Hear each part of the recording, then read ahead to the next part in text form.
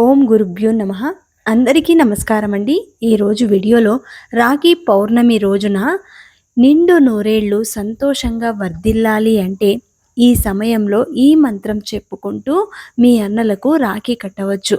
మరి ఆ మంత్రం ఏంటో, ఏ సమయంలో మనం రాఖీ కడితే మంచిదవుతుందో ఇప్పుడు ఈ వీడియో ద్వారా మనం తెలుసుకోబోతున్నాము. ఈ పండుగను అన్నా చెల్లెల ప్రేమకు చిహ్నంగా జరుపుకుంటాం. అందుకని ప్రతి సోదరి తన సోదరుడికి రాఖీ కట్టేందుకు ఎంతో ఇష్టంగా ఏడాది మొత్తం ఎదురు చూస్తుంది. ఈ నేపథ్యంలో 2025వ సంవత్సరంలో అన్నా చెల్లెల ప్రేమ పండుగ అయిన రాఖీ పండుగ ఏ రోజున జరుపుకోవాలి, శ్రావణ పౌర్ణమి ఎప్పుడు వచ్చింది, రాఖీ కట్టేందుకు శుభ సమయం ఎప్పుడో తెలుసుకోవాలి. హిందూ మతంలో సోదర సోదరీమణుల ప్రేమకు ప్రతీక అయిన రాఖీ పండుగను ప్రతి సంవత్సరం శ్రావణ మాసంలో జరుపుకుంటాం. రాఖీ పండుగను ప్రతి సంవత్సరం శ్రావణ మాసంలోని పౌర్ణమి రోజు జరుపుకుంటాం. ఈ పండుగ అన్నాదమ్ముల అక్కా చెల్లెలను ప్రేమ బంధంలో బంధిస్తుంది. ఈ రోజున సోదరీమణులందరూ సోదరుడి మణికట్టుకి రాఖీ కడతారు. తమ సోదరుల నుంచి దీవెనలను తీసుకుంటారు.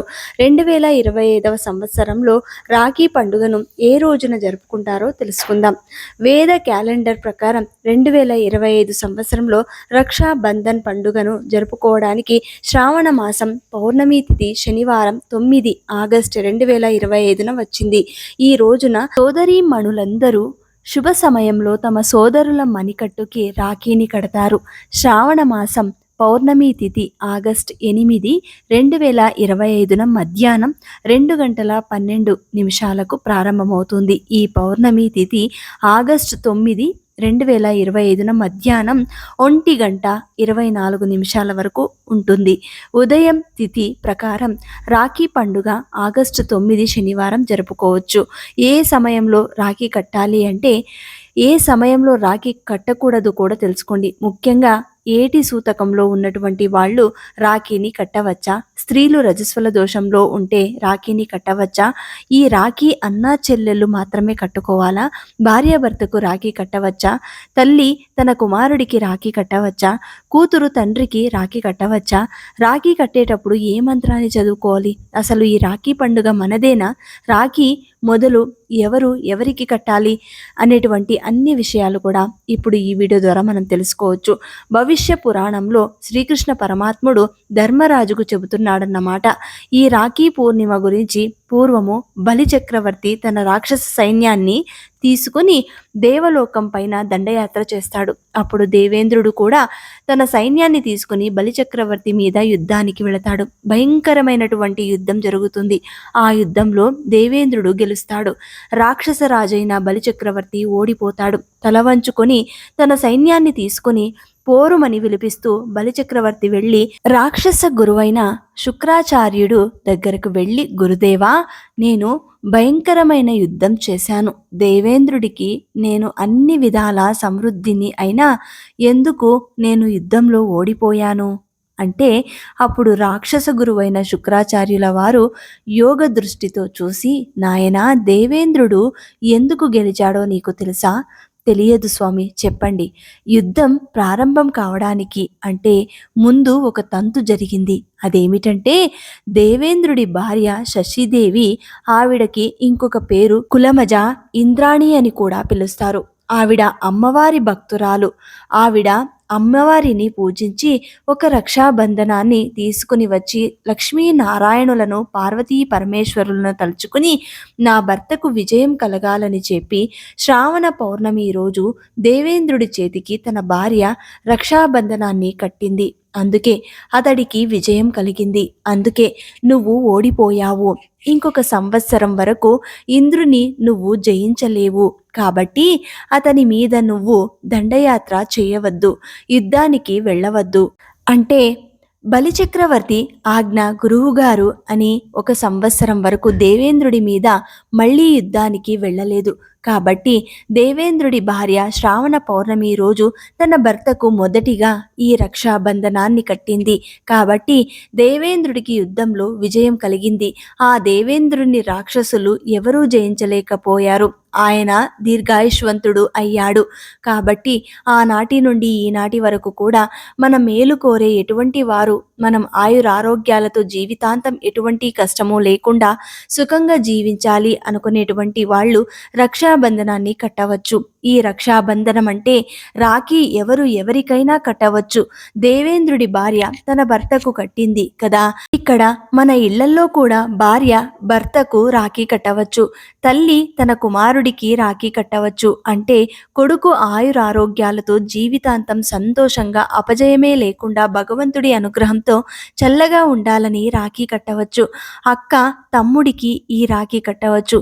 ఎవరూ లేకపోతే దేవాలయానికి రాఖీ తీసుకుని వెళ్ళి పూజారి గారి చేతికిచ్చి భగవంతుడి పాదాల దగ్గర పెట్టి పూజ చేసిన ఆ తర్వాత ఆ రాఖీని పూజారి గారి చేతి మీదుగా కట్టించుకోవచ్చు.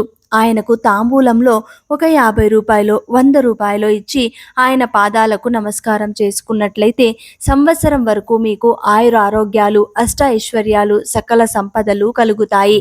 రక్షాబంధనం కట్టినట్లుగా మనకు పురాణంలోనే ఉంది. మహారాజులకు మంత్రులు పురోవందనాన్ని కట్టేటువంటి వాళ్ళు.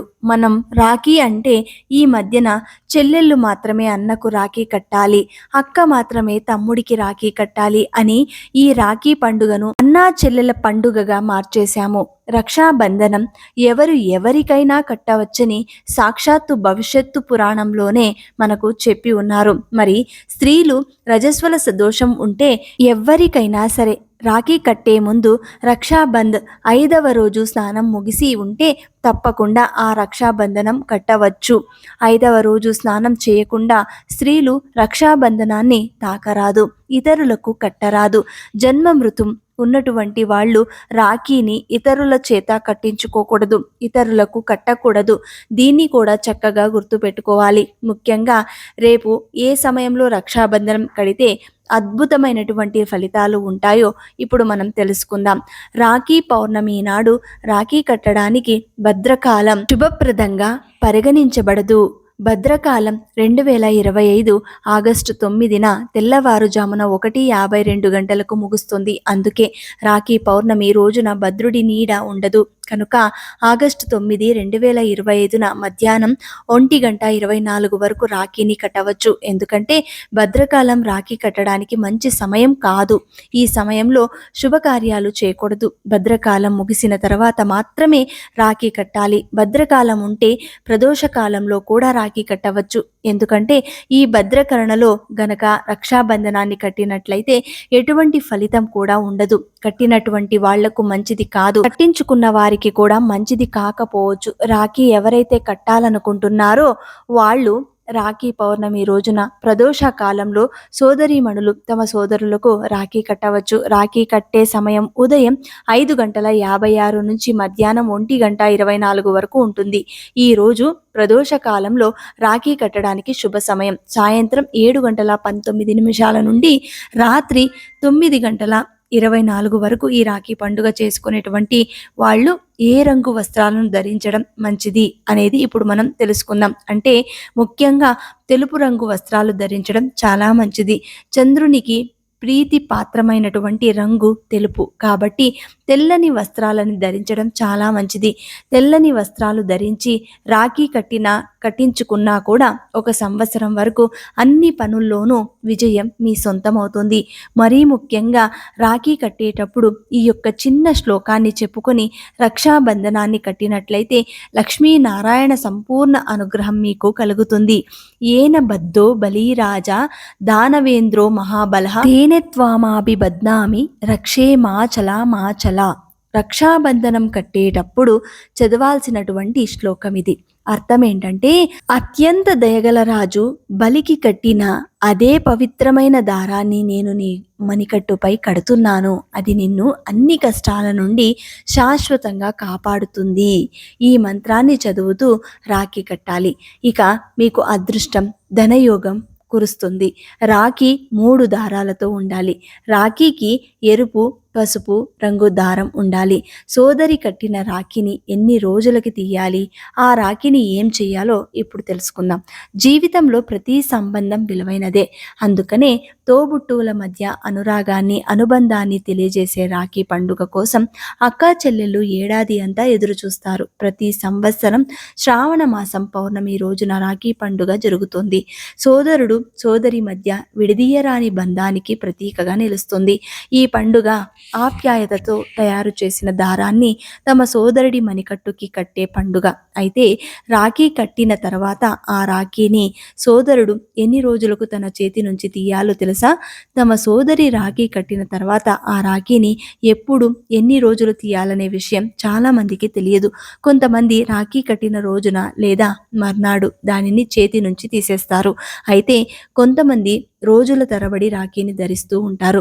రాఖీ పండుగ రోజున రాఖీని కట్టిన తర్వాత ఆ రోజు సాయంత్రం లోపు రాఖీని తీసేయవచ్చు. ఇలా రాఖీ కట్టిన రోజునే రాఖీని తీసివేస్తే అది శుభప్రదంగా పరిగణించబడుతోంది. రక్షాబంధన్ రోజున కట్టిన రాఖీని జన్మాష్టమి రోజున తీసివేయచ్చు. రాఖీ పండుగ ముగిసిన 6-7 రోజుల తర్వాత శ్రీకృష్ణ జన్మాష్టమి వస్తుంది. ఈ రోజున సోదరుడు తన చేతి నుంచి రాఖీని తీసి దానిని మొక్కకు కట్టవచ్చు. రాఖీని ఎప్పుడు తీసివేయాలనే విషయం శాస్త్రాలలో ప్రస్తావించబడలేదు. దీనికి ఒక నిర్దిష్టమైన రోజు ప్రస్తావించబడలేదు. అయితే రాఖీని చాలా రోజులు కట్టుకుని ఉండడం అశుభం. ఎందుకంటే కొన్ని రోజుల తర్వాత రాఖీ చేతి నుంచి పడిపోతే దానిని తొక్కడం అశుభం అని భావిస్తారు. అంతేకాదు ఇంట్లో విరిగిన లేదా అపరిశుభ్రమైన వస్తువులు ఉండడం జీవితంలో ప్రతికూలతను సృష్టిస్తాయని నమ్మకం. కనుక రాఖీని అదే రోజున లేదా శ్రీకృష్ణ జన్మాష్టమి రోజున చేతి నుంచి తీసి మొక్కకు కట్టడం శుభప్రదం అని పెద్దలు చెబుతున్నారు. మరి ఈ వీడియో ద్వారా రాఖీ పౌర్ణమి పండుగ గురించి చాలా చక్కగా తెలుసుకున్నారని అర్థం చేసుకుంటున్నాను. ఈ వీడియో నచ్చితే మీ ఫ్రెండ్స్ అండ్ ఫ్యామిలీస్కి షేర్ చేయండి, లైక్ చేయండి. మళ్ళీ ఇంకొక మంచి వీడియోతోటి మీ ముందుంటాను. అంతవరకు సెలవు.